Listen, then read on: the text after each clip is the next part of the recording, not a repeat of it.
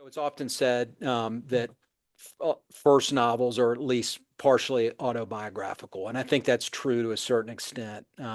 Charlie is kind of familiar in how he perceives the world in terms of, um, a healthy sense of cynicism, a wry sense of humor. Um, Perhaps being a little diffident, lacking self-confidence, um, thinking others are better athletes and students, but at the same time, having a sense of his place in the world. I think that's vaguely familiar, or more than vaguely familiar to me. Welcome to Ira's Everything Bagel, where I talk with intriguing people about everything, their passions, pursuits, and points of view. My guest today is Thomas Cullen. He's got a full-time job as a federal judge, but he is also author of Charlie Man. It's a coming-of-age story set in the American South. And the book is available on Amazon, Barnes& and Noble, bookshop.org, and all the usual places. And you can also find out about Charlie Man on Goodreads as well. Thomas, welcome to the show. Thanks for having me, Ira. It's great to be here. Yeah, thank you for coming on. So tell us about why you decided to write, and it's a young fiction book genre as opposed to almost anything else you could have written. You could have written the 11th Amendment to the Constitution. You could have written, I don't know, a letter to me, but no, you decided to write fiction. So what was it in you that decided you wanted to write something? It's set in a certain place, which we'll talk about, but also the fact that it's fiction and you dealing with nonfiction all the time. Well, usually nonfiction, unless there's perjury, then it's fiction, but okay. Well, that's a great question. So I'm a lawyer now, judge, and have been doing that for 20 years. But my first love has always been writing. I've been writing since I was a young man, high school, college. And even as a practicing lawyer, I often wrote op-eds and essays, mainly on political, current events, legal issues. And when I became a judge, I could no longer opine on current events and politics and those sorts of things. So I had to pivot and find some things that I could write about within ethical bounds. So I wrote some pieces for Cardinal News, which is the Virginia's largest nonprofit news site, on topics such as fly fishing in the winter in Highland County, which is one of my passions, and the joys of attending an all boys summer camp. And after writing those two pieces in particular, I thought, maybe you ought to give a shot or take a shot at writing a novel. Why a young adult novel? That was the story that I had in the back of my mind that had been percolating for some time, and that's kind of how it came about. Were you surprised by the reaction to family and friends when this book came out? They know you a certain way, and putting the fly fishing aside, they didn't know that you had this novel in your hair, this fiction book. Were they? I don't want to say positive or negative, or were they more just amazed? I think they were shocked and amazed. Other than my wife and my two teenage children, no one knew I was working on this for the first probably 6 to 9 months, long after I had completed a manuscript and had found a publisher. And the way that they learned about it, I gave a college commencement speech, and I just learned that it had been accepted for publication. So I had my introducer um, reference it in her remarks, and had a lot of family there. And you can imagine afterwards there was a little buzz about the book they didn't know about. Well, the part that I'm shocked about is how did you get your two teenage children not to spill the beans to anybody? Yeah, that's a great question. I think they were still a little uncertain what's dad up to, and didn't want to broadcast it widely. Very good.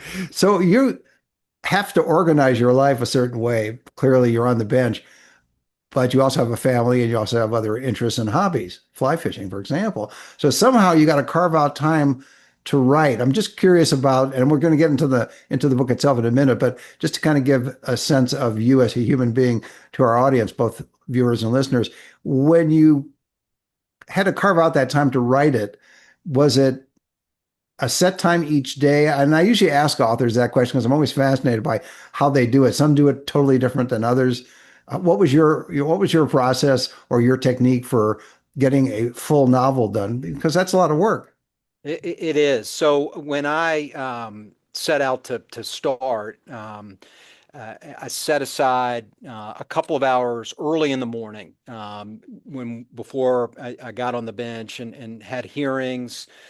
Before the clerks came in, when it was quiet in my chambers, I utilized the same space that I typically use to do day-to-day work as a judge.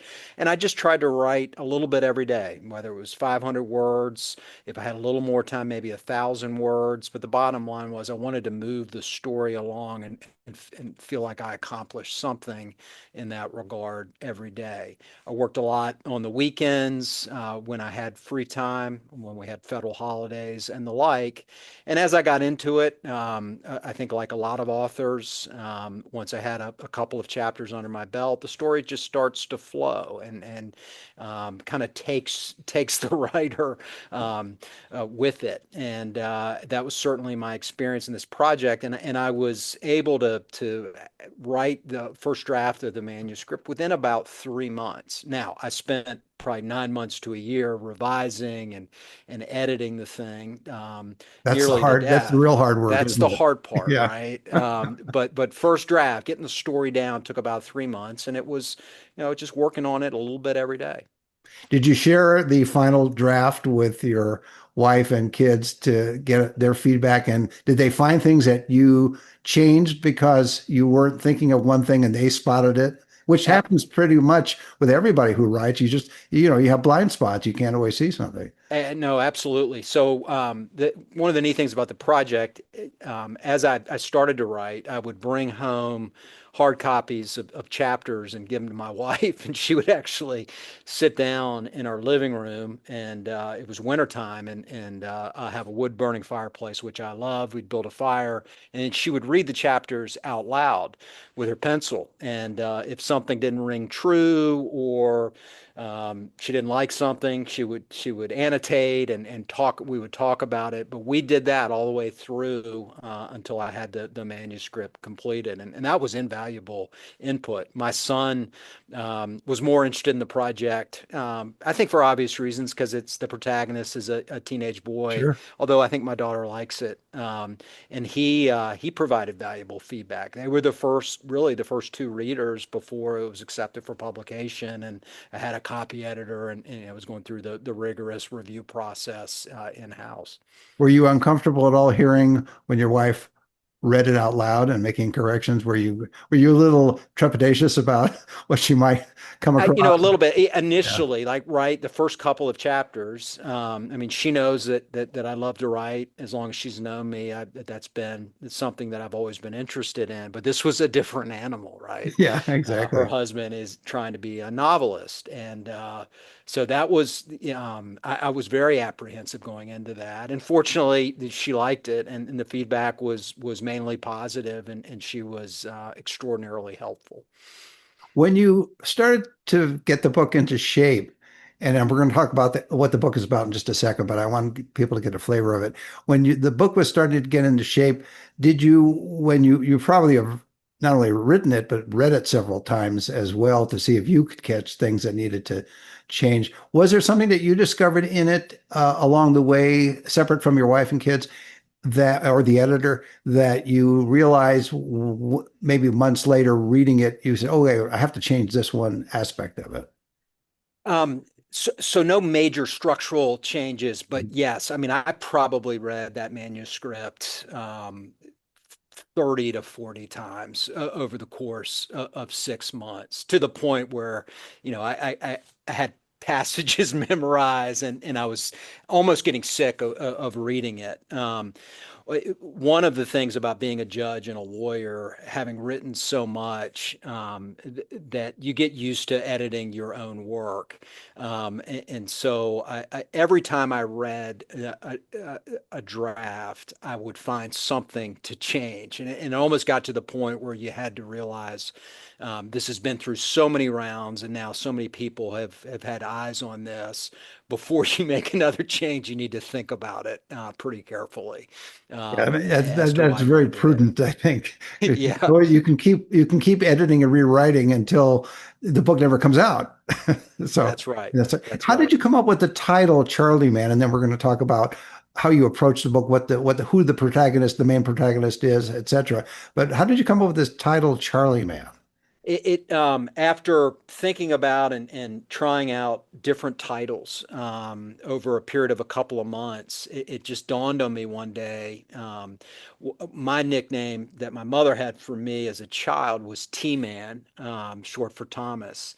And for some reason, I thought of that one day and just like, got it.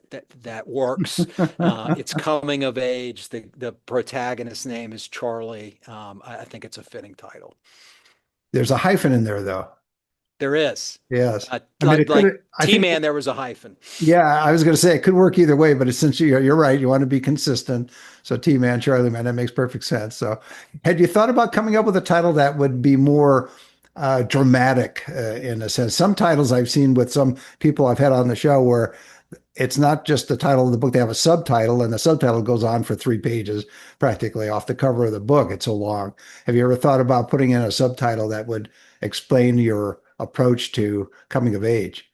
Yeah, honest answer is no, I didn't. The only other title that kind of the runner-up was Ambassador Rights, which is where the first chapter is set and where the book concludes, and it's where Charlie spends a lot of time during his formative years on the banks of the James River, trespassing with his best friend Bo Miller. So that was the runner-up, but my wife never liked it, and we thought Charlie Man was a Yeah. better title.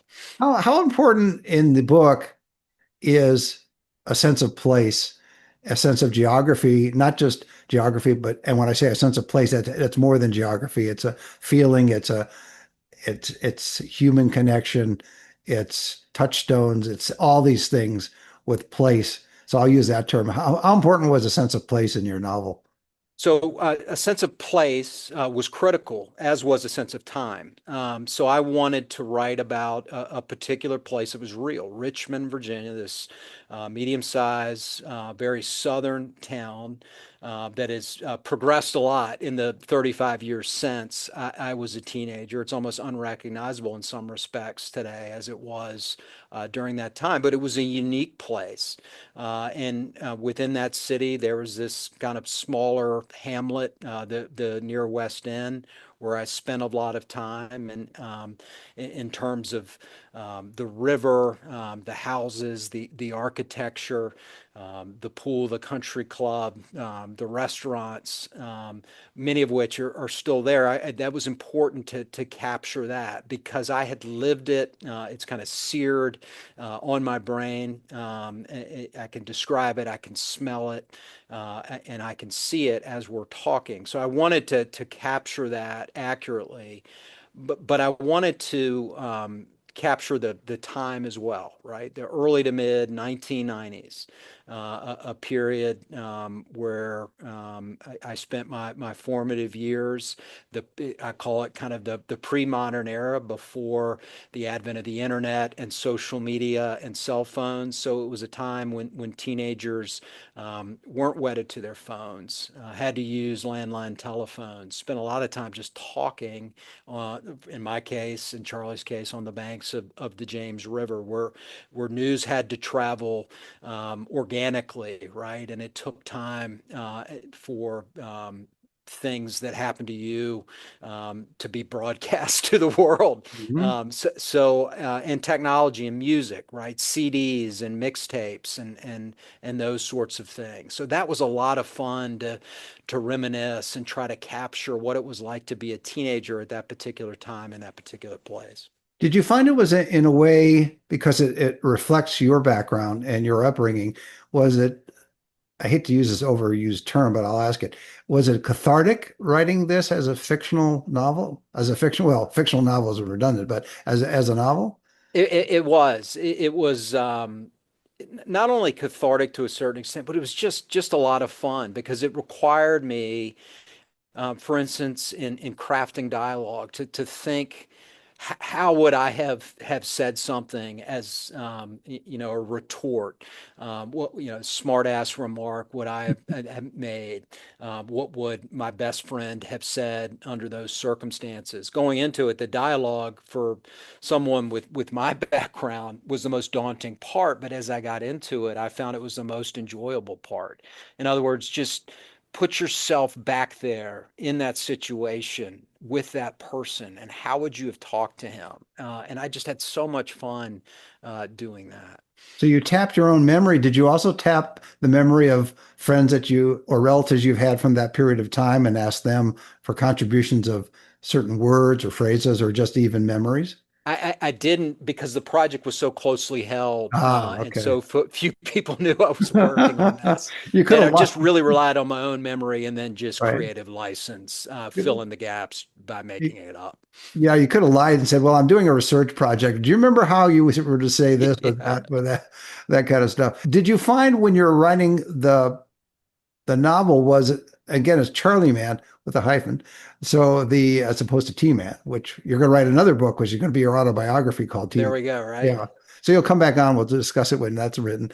But when you were focusing on the main protagonist, some of it must reflect your own upbringing and your own self. Did you also, though, take traits, characteristics from friends that you knew at the time? Sure. So it's often said that first novels are at least partially autobiographical, and I think that's true to a certain extent. Charlie is kind of familiar in how he perceives the world in terms of, um, a healthy sense of cynicism, a wry sense of humor. Um, Perhaps being a little diffident, lacking self-confidence, um, thinking others are better athletes and students, but at the same time, having a sense of his place in the world. I think that's vaguely familiar, or more than vaguely familiar to me. Some of the experiences in the book were, if I'm being completely honest, were inspired by certain things that I experienced as a young man. But Charlie certainly deals with a lot more adversity than I ever did as a teenager. I never lost a parent. I didn't have a parent who was suffering from a substance abuse problem, and my best friend didn't. Well, I don't want to spoil too much, but some of what Charlie goes through, I didn't personally experience. The other characters, I think folks who knew me and knew my friends at that time, they're going to be familiar to certain readers, but they're no dead ringers. I think most of the characters are composites, but they are certainly inspired by folks that I encountered along the way. Did you find it hard to write character development within each person? And what I mean by that is you had a sense of place, you had a sense of time, and you had a sense of the protagonist, the main protagonist, and you had other characters you had to write for. Did you have trouble initially coming up with the characteristics for all these other people to make the story move along? Um, that was a challenge. Certainly with respect to Charlie, his best friend Bo. I going into it, I knew who those characters were, and knew they were critical to the story. Um, the other characters I developed as the story progressed, and the hardest part was determining which characters mattered in terms of development. So all told, there are probably half a dozen or eight characters who appear throughout the novel, who play integral roles in Charlie's story and the novel itself. So the harder part was kind of drawing the line as to, these characters, you've developed them, are they sufficiently developed versus these on the other side of the margin, that are referenced, that appear, that help move the story along, but you don't do a deep dive into what they're thinking, and they don't play major roles in the plot. I don't know if your wife came from the same background that you did. Did she grow up with the same kind of background as you did, so she was able to recognize place and time? So she is not from Richmond. She is from a small town in central Kentucky. But she spent enough time there with me over the years, and has heard me talk about, has met some of these people, that she has a good sense of that particular place and why it's unique, like any place.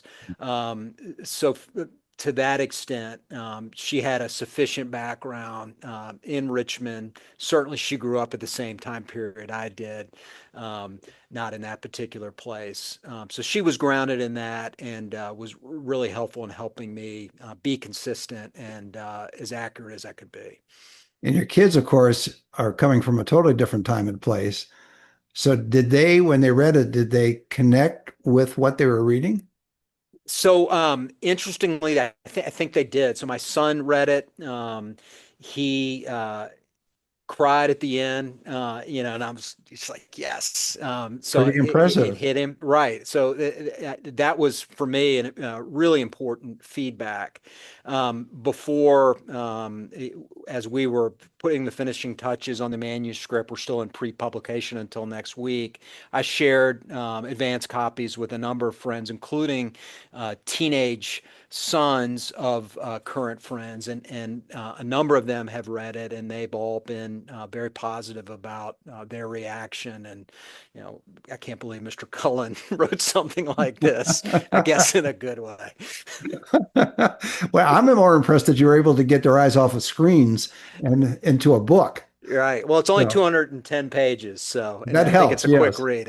Unless Yes, you gave them a digital copy, which made it easier for them to read. Do they that's know what a right. regular book is these days? I mean, that's Very few of them do. Although there's still some that are out there. I can think of one in particular, son of a good friend of mine, and more power to him. when you write about the Southern school experience and how unique is that from experience in other parts of the country, West Coast, East Coast, etc., even Midwest? Is Sure. it uniquely Southern? So that's a great question. I obviously don't have personal experience attending, say, a boarding school in New England or a private school in Los Angeles, California. Um, the school that I attended, the school that is in the novel, is certainly a Southern prep school, right? So it's a school that is located within in an insular world, right? Right in a neighborhood. By and large, at that time, it was attended by the sons of the establishment of that city. And the teachers, mostly male, uh, I think instilled and reinforced many of the values of the parents and folks who kind of came up in that particular city. So, in other words, masculinity is a big deal, competitiveness, exceeding in the classroom and on the field, being at the top of things, but also being a good sport. So those are kind of vestiges of the Southern private school experience that I experienced personally. At times it was akin to Lord of the Flies, but I think those are kind of the unique hallmarks of the Southern prep school experience, at least from my experience at that And time. sure, and in those days too, it was males only in the sense of attending those prep schools That's in the correct, South. right? How did you survive that, all of that, and become a, a dignified federal judge in Virginia, coming from that background? Because I know what you're saying. You see it one way, but you can also see it another way, and you can live it one way, and it's somewhat correct, but there's other elements that are, Sure, different. there's good and bad. Right. So, in the moment, you don't appreciate it, and it can be really difficult. I was never a star high school student. I wasn't a star athlete. Um, I was sometimes bullied in middle school. It got better as time went on, and I ended up having some really deep friendships and doing well in classes that I cared about, and things worked out. But I think it teaches you resilience and and that's a theme of the novel that's really important. But you learn a lot of other things and along the way. The teachers that I had, I think some of the teachers that are portrayed in the book play such a critical role in the development of these, in the case of the book, these young men, right? They have a vested interest in their well-being, trying to instill the right values, helping them reach their goals, and just this sense that they, this that they care what happens to you, and to try to get you to a place where you can achieve your goals. You don't appreciate it at the time, but I can tell you this, that I remember those teachers and coaches well, and I think it's fair to say that a lot of folks who attend schools like this, or even public schools today, Mhm. will remember these teachers and coaches for the rest of their lives for good reason. You mentioned resilience as one of the themes of the book and your own life too. Are there other themes in the novel that people will get a sense of when they maybe even indirectly themes or values that are in the novel? Charlie. Sure. So yeah. So there are myriad internal conflicts that Charlie experiences. Some of which manifest themselves into external conflicts that kind of blow up as the year progresses. And Charlie perseveres. He's resilient. But one of the important themes that I try to present, at least implicitly through the novel, and this may be different from the modern experience versus that particular time, but Charlie confides in and relies upon, to a certain extent, a trusted coach and guidance counselor named Toby Reeves to help him deal with some anxiety that he's dealing with, that's pretty pervasive and severe. Um, and he's willing to be vulnerable, and he's willing to confide in this guidance counselor about how he's feeling and how it's affected him. So that's important, I think, because what I'm trying to say through Charlie's experience is you can be resilient, you can have a stiff upper lip, but some of these issues are big deals, and you can't bear these burdens by yourself. And it's okay to share these things and to ask for help as you go through experiences like that. Yeah, a lot of people don't know that they should or don't think that they can ask for help when they can, even if it's maybe they can't ask for it at home, but they can ask for it elsewhere. And That's right. whether it's a friend or another relative or school or whatever it happens to be. What What do you want people to take away from reading Charlie Mann?